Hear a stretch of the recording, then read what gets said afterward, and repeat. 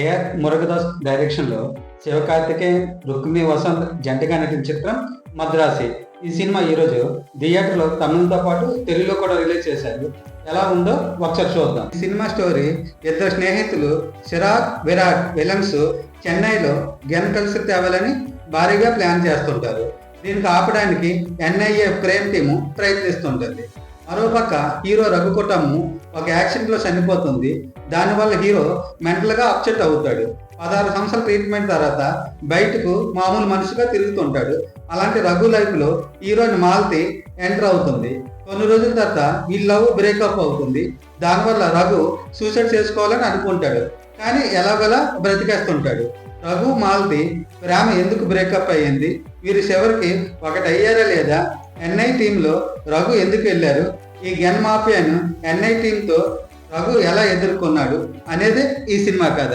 ఈ సినిమా ఎలా ఉందంటే, ఏఆర్ మురుగదాస్ సినిమాలంటే యాక్షన్ సీన్స్ తీయడంలో సపరేట్ స్టైల్ ఉంటుంది. కానీ రీసెంట్గా బాలీవుడ్లో సికింద్ర సినిమా తీసి భారీ ఫ్లాప్ అందుకున్నాడు. మళ్ళీ మురుగదాస్ శివకార్తికేయన్ కాంబినేషన్లో సినిమా అంటే భారీ అంచనాలు ఉన్నాయి, కానీ దానికి తగ్గట్టు ప్రిపేర్ అవ్వలేదని చెప్పవచ్చు. గన్ కలిసి సినిమాలు ఈ మధ్యకాలంలో చాలా వచ్చాయి.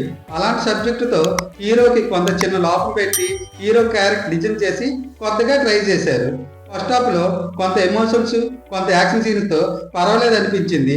కానీ సెకండ్ హాఫ్ కథ సాగతీత వల్ల కొంత బోరింగ్ అనిపిస్తుంది. ఈ సినిమా పార్ట్లో కొంత మైనస్ అని చెప్పవచ్చు. యాక్షన్ సీన్స్, కొరియోగ్రఫీ కొంత ఆకట్టుకుంటాయి. సినిమాలో నటీనటుల పెర్ఫార్మెన్స్ ఎలా ఉందంటే, రఘు పాత్రలో హీరో శివకార్తికేయన్ తన యాక్టింగ్తో మరోసారి ఆకట్టుకున్నాడు. మాలతి పాత్రలో హీరోని రుక్మిణి వసంత్ పర్వాలేదు అనిపించింది. విరాట్ పాత్రలో విద్యుత్ జమాల్ వెల్లడించడంతో చాలా బాగా యాక్ట్ చేశాడు.